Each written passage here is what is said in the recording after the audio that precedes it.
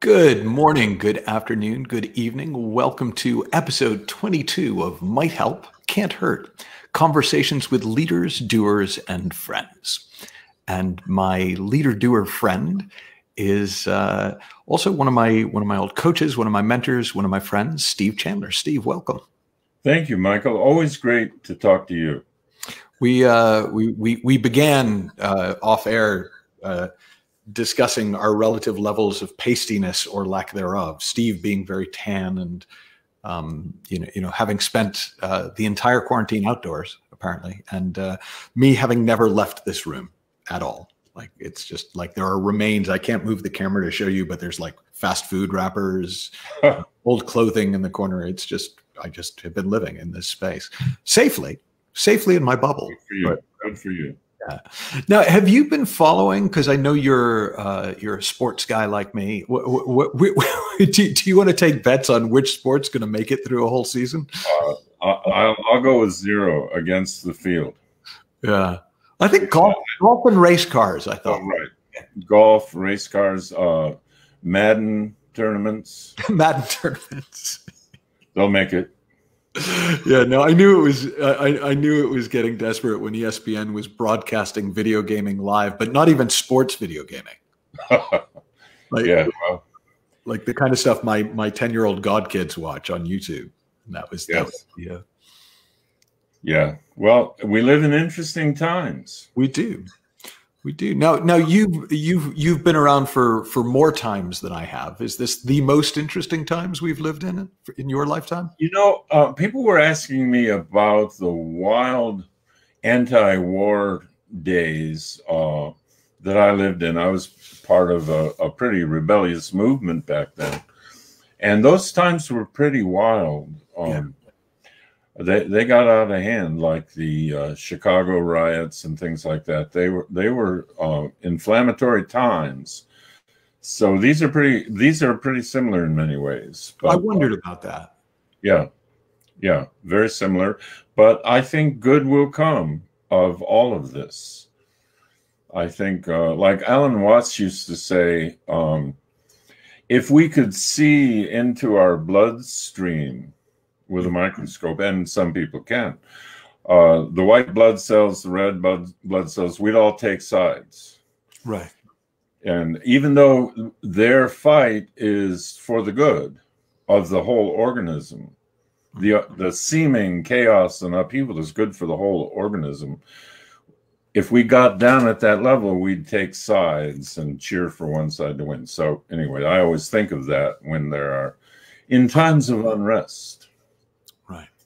No, I like that. I like that a lot. I'm trying to pick a side right now. I'm trying to decide red blood cells are the. You know, you don't want to go. You want to go with red privilege at that point. Yes, but it's a whole different spin. Yes. Now, this is the longest I think I've known you to not write a book. Do you have one brewing, or are you actually writing for a minute? No, I have 2 brewing, which is why there hasn't been one coming out for a while. Yeah, I have 2 brewing, and I'm retiring at the end of this year, so I'll be able to write books in a different way.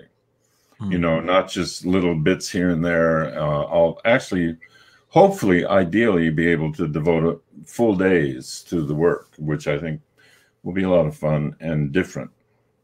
Now, given your, I think I'm making this word up, but your prolificity, you know, how many books you write, prolificness, I'm not sure what the word is. I mean, that sounds almost scary that you would have longer. Well, it could improve the quality. That's the theory. The quality, the quantity. Longer chapters? Yeah, you know, the quantity of my books is kind of like trying to do the same thing over and over, hoping for a different result. But hopefully it'll change the quality. That's the goal. Right. And have you ever devoted time? Like I have friends, I've never been able to do it. My own writing's always worked around other things. But I do have friends who aren't retired, but who will take 3 months to work on a book, or even 6 months to work on a book. Have you ever? You know, I have, but there were 5 years that I spent in the music business. and I wrote songs, and I did devote full days during that period to songs, which is ironic because songs are shorter than books. They don't have a lot of words in them. And you'd think you could just toss them off. But my songwriting partner and I spent many, many more hours per word on songs than I ever spent on books. Now, do you think that was just because you had the time, or because to cut something down that short takes longer?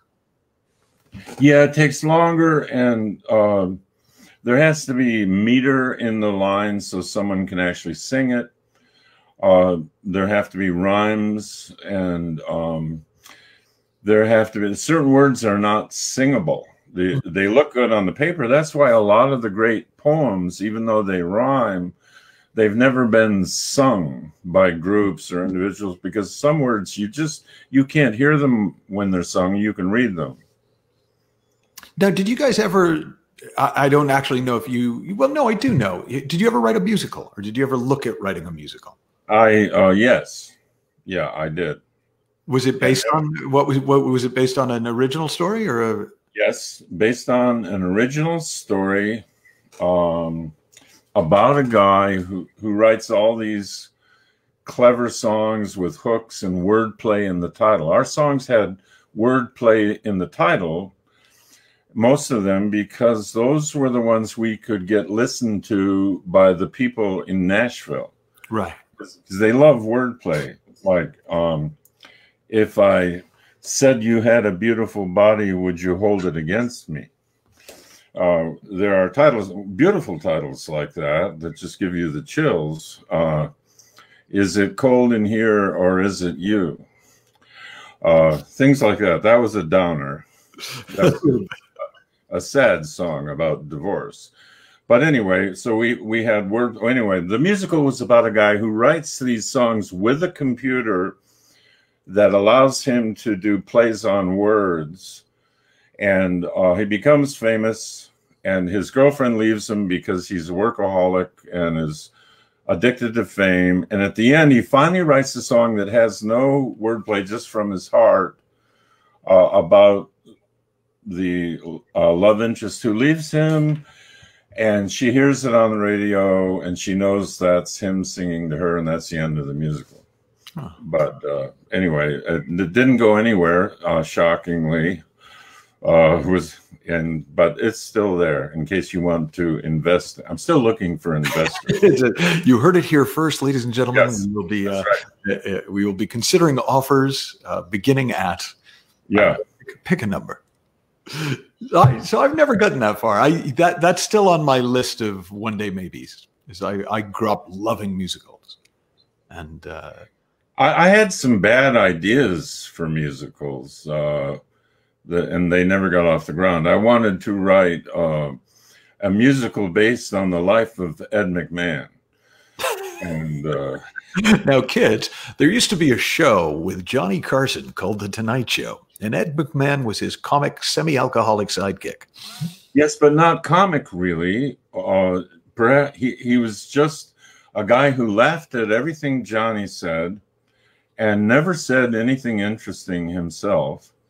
And we never knew really his backstory unless we read the tabloids, and that was just kind of dull alcoholism. But anyway, there was no interest in that. Yeah, that's I just love the idea of Ed McMahon doing a soft shoe number. Yeah, right. It's so all right. Since you're not retired yet, I'm guessing that a lot of your clients at the moment are having to adapt their businesses, having to adapt their approach. Yeah. Has there been a particular, like, universal thematic problem that people have been up against, and or a thematic universal solution? Yes. In my line of work, most of my clients now are consultants, coaches, people like that, who have their own business. And they find that the people are less willing to invest in a big fee, long-term type arrangement with anybody, but more willing to invest in short-term work because they're home all the time and they can work off Zoom and YouTube and things like that and Skype. And so their clientele are more willing to invest in more short-term, stay-at-home learning opportunities. So those who could adapt quickly to that, they've done very well during these times and really helped people and given them a way to use their stay-at-home time to grow in certain directions, spiritually or business-wise or other ways that they wouldn't have had time to sit down, settle down, and do because they're just running all over the place. So there have been some really good adaptation, adoption, adjustment to this. And you're referring to the virus and economic upheaval, because when historians watch this video 100 years from now, they won't know what we're talking about. No, they'll just assume it's the reactivity to Ed McMahon, the musical. That's right, and to the lack thereof in the culture. Yes. If only you'd written that musical, Steve. This wouldn't be. I know. Well, I may finish it someday. There you go. Well, you'll have time. What does retirement sound like? Do you think you mean it? Of course not. I don't mean most of what I say. So, but I'm planning for it. It is an active plan. Right. That's the plan. Right. To do just writing, just book writing. That's the only, I'll still be doing that, but that's it. That's the plan. Right. And is Kathy prepared for that? She loves the idea. Okay. Yeah, she really likes it because I won't be doing business travel, things like that. So we'll have a lot more time for friends, family, and dogs. There you go. Yeah. Where are you on the currently on the dog front? We have 2 dogs, thanks to you. You know, the story is a legend among people who know me that you helped me with that. Those who haven't heard the legend, Michael helped me with a real phobia I had about dogs. I had from the age of 2 or 3 years old. And you helped me with about a 3-hour session. And I flew home and we have dogs now and it's amazing. So yeah, we have 2 little dogs. One of them we got shortly after I worked with you, Jimmy. Yeah. And the other one we got about a year later when Kathy thought it would be fun to have a dog for Jimmy to play with. So we got Hastings. Okay. So out of love. Yeah, actually both dogs were named after captains. So that's why we don't yell captain, because they'll both come running. Jimmy was named after James Kirk of it's not Star Wars. It is Starship Enterprise on Star Trek. Star Trek, you're right. And Hastings was named after Captain Hastings in the Poirot series. Oh, wow. That is obscure. Agatha Christie. Yeah. With David Suchet as Poirot. It's a great series on PBS that you can watch. Yeah. And actually the books stand up remarkably well. Yeah. Yeah. I reread I went on an Agatha Christie fest and realized A, she's more prolific than you are, and B, you just can't get I binge read in the way that people binge watch Netflix, and I still couldn't get through them all. I mean, there's just wrote a lot. Yeah, and they've sold a lot. Yeah. Do you think? And this is a question that I know you've contemplated, because like when we wrote our Falling in Love with Writing course and put that together, we talked about it. But I don't actually know the specific answer to this. Do you think there is a secret to being prolific creatively? Well, I think the title you came up with for our course was it. It's Falling in Love. And it doesn't necessarily mean always being in love. It means allowing yourself to fall in love with the act of writing. And then only writing one book at a time, not thinking of, oh, I've got a lot of books to write, but just staying with the book you're with as if it were the last book you'd ever think of writing. And then, as you know, by the time you're finished, you've got these ideas for another book that somehow have dropped in, and you say to yourself, maybe that's not the last one. I remember talking to Stephen Pressfield, who wrote The War of Art and writes a lot of historical fiction and Turning Pro. And I remember asking him about it. And he said that the piece of advice that never left him was when he finished his first novel, he went to his mentor and was like, what do I do now? And his mentor said, start the next one. And he said that he has always started the next one the day he finishes. Yeah, that's which I've never gone that far, but it's so right now creativity and I are having a bit of a lover's quarrel. So I've sat down to record fresh podcasts twice this week, and both times have just crap has poured out that I have not wanted. Then I've gone back to thought, okay, I'll work on editing a piece that I've previously done that we're trying to bring out as a product. And I'm hating that and myself and everything else. So like, I know we've been dating a long time, creativity and I, so I know we'll get past it, but from the midst of it, do you have any sort of preferred ways of getting through those times where you're just hating everything that comes out? I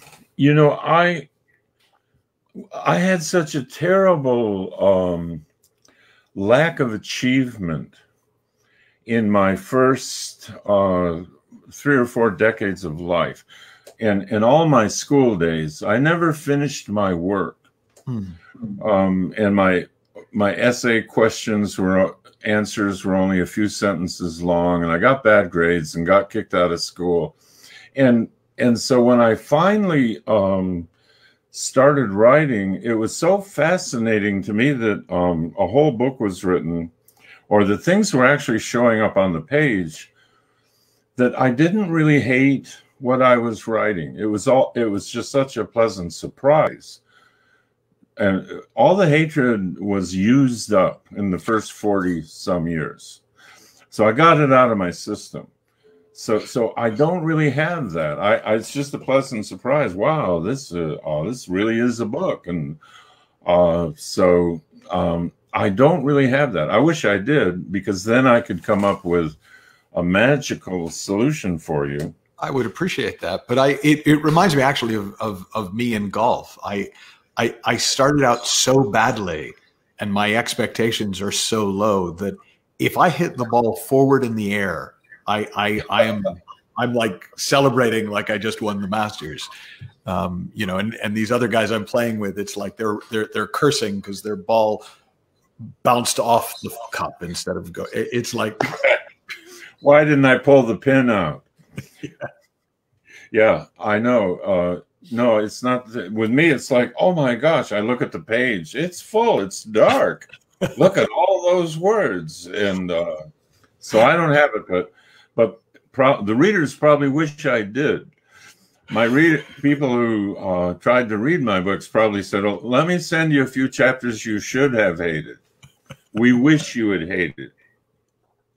Now, where does the Darken the Page story come from? Do you remember? Because I have told that story more times than I can count, and I never know who to attribute it to.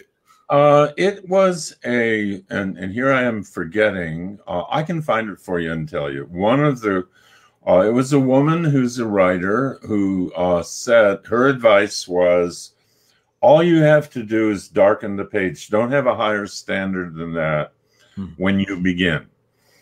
Later, you can go back and edit and fine tune, but at the beginning, let that ink flow, however it flows. Yeah.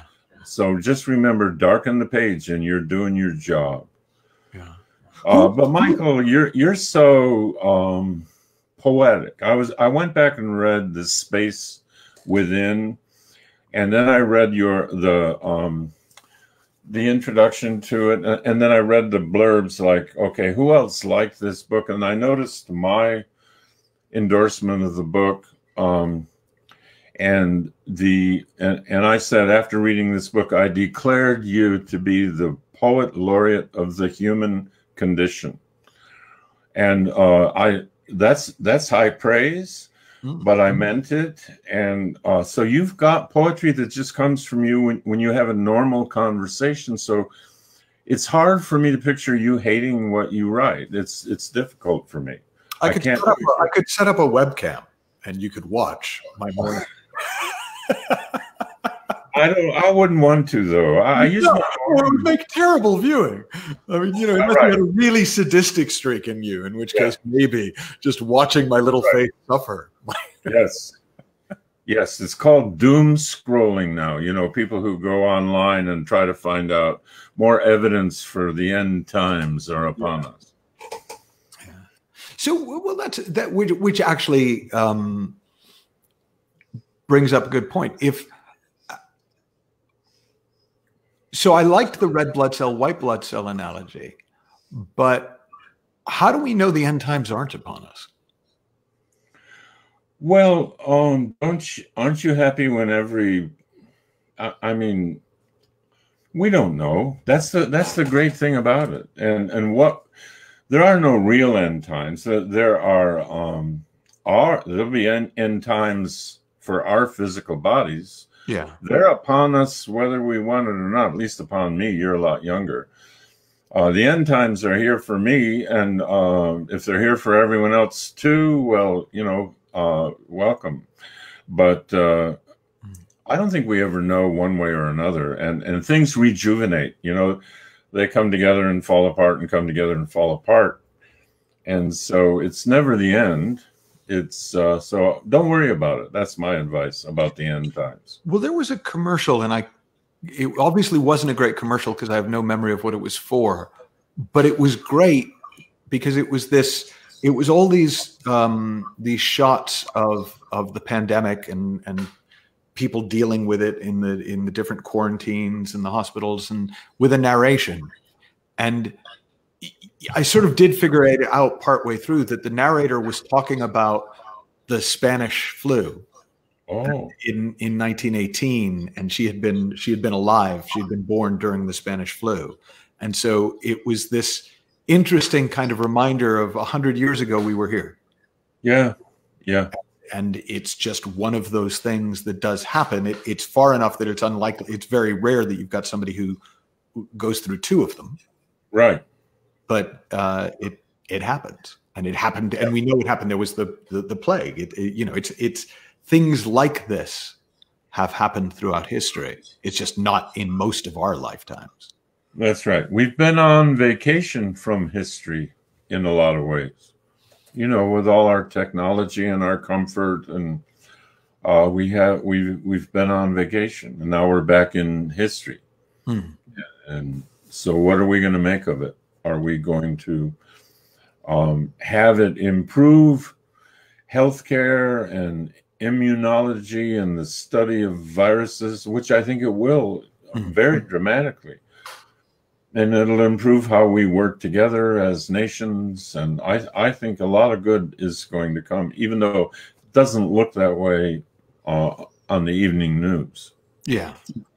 No, and I think it does seem clear to me that we inevitably come through times like this stronger. Yeah. I mean, throughout history, that's in the trajectory. It's just when, you know, when it's a friend who's sick, when it's a friend who dies, it's hard to remember that.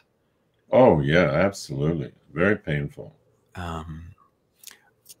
So going back to the sort of clients that are having to kind of pivot in their businesses or just make adaptations to the way that they're approaching things. I know in my work, I've found that a lot of the people I'm working with are very surprised to be enjoying this as much as they are. You know, there's always a confessional tone to it. Like, Yeah. I hate to say this because I know people are struggling, but God, this is the nicest 6 months I've had in years. Yeah. Why do you think that is? Why do you think that there are and I'll put myself hands up in that category. I kind of loved this personally. Well, I think, you know, I remember a talk you gave to one of our groups where you talked about the metaphor of the snow globe. Mm. How our minds and our lives are like a snow globe that's being shaken all the time. Like, happiness has got to be out there somewhere if I just shake up my life enough. And then if you can allow yourself to experiment with letting everything settle down, the happiness that can emerge from just slowing down, settle down, and relax and see what you are grateful for, and it can have a paradoxical positive effect.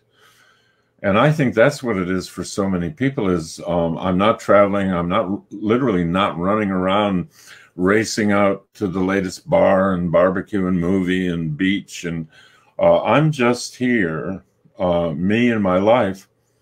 Gives you a chance to look within where real happiness is. So I think a lot of people are almost by accident finding that in a lot of ways. That's my... No, I think there's a lot to that. It's a sort of an enforced pause. Yeah. Exactly. And because it's not being enforced really by anyone, there's nobody to be mad at.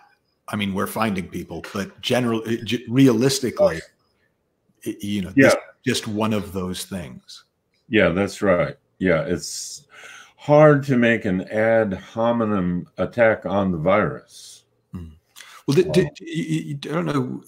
I think it's from Taoism, the metaphor of the empty boat, that somebody's going upriver and there's a boat coming at them and they scream for it to move, and the boat doesn't move, crashes into them.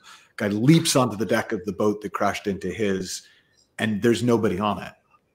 And all of the anger just dissipates because it doesn't matter. There's nobody there. Yeah. That's great. Now, when you say Taoism, you're talking about those Wall Street guys, right? That would be Dow Jonesism, and the possible work in for one of those clever country songs you used to write. Yeah, that's right. Did you write one? I got out of the right side of the wrong bed this morning. Yes. Yep. I got up on the right side of the wrong bed. That's when we had a producer who said he wanted a cheating song for Mickey Gilley. Right. And my songwriting partner and I were both happily married at the time, and said, well, those songs don't come naturally to us. We're really but we loved writing it. Yeah. Got up on the right side of the wrong bed today. It's actually a confessional when you think of it. Yeah. No, I did. I remember. I've got that one in my head. Look it up, kids. It's out there. It's on YouTube. Mickey Gilley. You can dance to it. Yeah. Did you write country because you liked country, or did you write country because it was easiest to write for you? No, at the time, it was when we got into songwriting, the world shifted in popular music, and the only place taking outside songs was Nashville. Country people were singing other people's songs. Everyone else, the Taylor Swifts and the rock bands, and they were writing their own songs. And so there's no place for two songwriters like we were, except in Nashville. So we had to adjust our thinking and listen to a lot of country, which a lot of it was quite good, we learned, and production values went way up in Nashville. It wasn't just 3 chords and a slide guitar. It was really good production and good music. And so that's why that was the only place that was buying songs. at the time. So we wrote country songs. Now, did you wake up one morning and go, I'm going to write songs like for a living? Like, how did that come about? Because that doesn't seem like one of those careers that you go to school for. No. My songwriting partner, Fred, we were in the Army together. Right. And we were stationed together for a number of months. And in our off time, we both played and sang. In our off time, for amusement, we wrote songs. Right. And just for the fun of it. And then when we got out of the Army, we thought some of them were good, and we sent them around, and they got recorded. So we went into that business, but it was just accident. Nice. How much, this is one of those questions, which is, I don't think there's a real answer, but you probably have one anyways. I certainly do. How much of the way our lives unfold do you think is just happy accidents or unhappy accidents as opposed to design? Do you have a take on that? Well, I think the further out you get, it's kind of like the red blood cells and the white blood cells. Right. The further out you get, you see the harmony. You see you see the beautiful synchronicities and coincidences, and that, like they say, coincidence is God whispering in your ear, "I'm here." And the further out you get, which means the more relaxed you get, or however you want to put it, I think there is what appears to be design. And then the more you try to cross the street with a blindfold on, which is how my first therapist told me I was living my life. He told me, your life is like the guy who sees a 8-lane highway and is so scared he puts a blindfold on before he walks across it. And the more closer you get, the more accidental things look. Like, oh my God, not again! I can't believe it. Oh, I can't believe this is happening.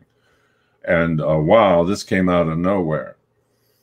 But I think there's it feels to me like there's more beauty and harmony than we see. Like your work with Anita, and the past life, the afterlife. Anita Murjani. That she got very far away from everyday life somehow after the brain died. The brain got still, and saw beauty in her father's feelings for her that she couldn't see when she was up close to it. So I take a lot from those stories. I think they tell us something. Now, as you move into towards retirement that may or may not happen quite like you have planned, but as you move towards that, do you have any ambitions left?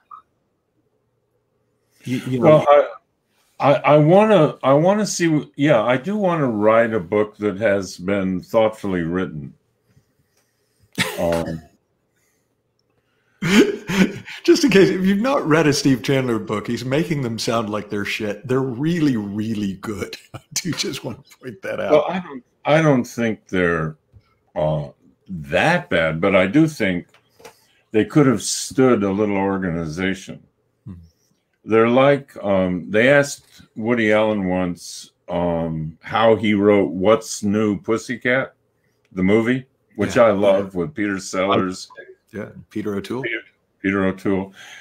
He said he had written it very carefully, and as they were running in to shoot it, the script, he had the script and stack of papers that blew out the taxi window, and he ran and tried to gather it together from the street and handed it to the director, and they just shot it that way.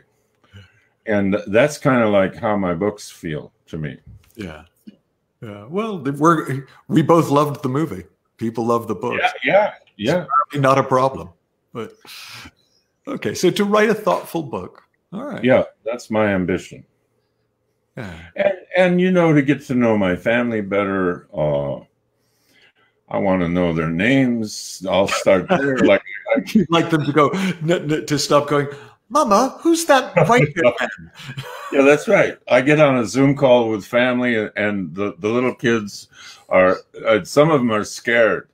Ah, that's your grandfather. Don't be scared. I think that's a worthy ambition. I think that's a, you know. Steve Chandler. I have a grandpa named Steve Chandler. I had an invitation to get on a Zoom call during these times, and you know, a lot of people do that. Yeah. And I looked and said, who is this jerk? One of a million, thinking they're going to save us from the virus by doing a Zoom call for us. And I looked closely and I thought, wait a minute, that's my brother. It was Dave Chandler. I saw the name was like mine, and then I thought, Dave. So reconnected with my brother, and it was great Zoom call. And it was just a family call. So I want to get to know, I want to be able, when I see his name, I want to be able to know right off, that's my brother. Well, that's ambition. In fairness, this entire series has been me reconnecting to people I haven't had a chance to talk to since the quarantine, including my brother, who was on a couple of episodes ago. Oh, really? I hadn't talked to him in months, so I thought, oh, let's do it here. Oh, yeah. So if you had, let's use this as our sort of gentle out, our outro. If you could give people one, it could be a piece of advice, it could be a thought to ponder, it could be a direction to look in. What do you think is the most helpful thing you could offer up to people in the midst of all this, whatever it turns out to have been in retrospect, but what looks like chaos at the moment? You know, I'm feeling like a fool. I'm feeling very stupid at this moment because I'm not coming up with any good advice. First thing that crossed my mind was, does an alma really matter? But, you know, that's just kind of playing around. I don't know. What I would say is, except allow, and I'm saying it to me. I'm not saying, I know better. I know how you should deal with the virus. Tune in and I'll tell you.